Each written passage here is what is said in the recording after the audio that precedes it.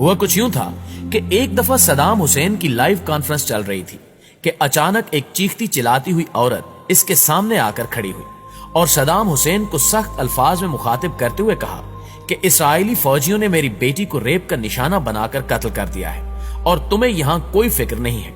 تم عیش و آرام کی زندگی بسر کر رہے ہو اور ادھر ہم پر مظالم کے پہاڑ توڑے جا رہے ہیں.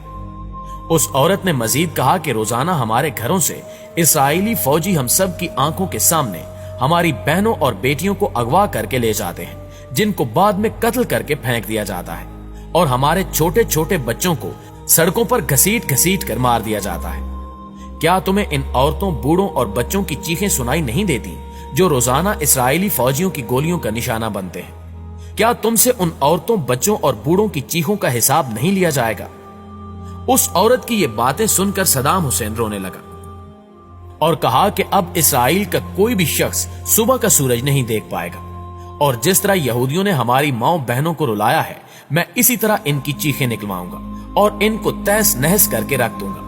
لہٰذا اس کے فوراً بعد صدام حسین وہاں سے اٹھا اور فوجی قیادت کی ایک میٹنگ بلائی جس میں اس نے اسرائیل پر حملہ کرنے کا حکم جاری کر دیا اور پھر اس کے حکم کے مطابق اسرائیل کے دارالحکومت پر 40 میزائل داغے گئے جن سے اسرائیل کے ہوش اڑ گئے. صدام اتنا طاقتور اور اپنی مرضی پر چلنے والا شخص تھا کہ کوئی بھی ملک یہ پوچھنے کی جرت بھی نہ کر سکا کہ اس نے یہ میزائل کیوں مارے ہیں.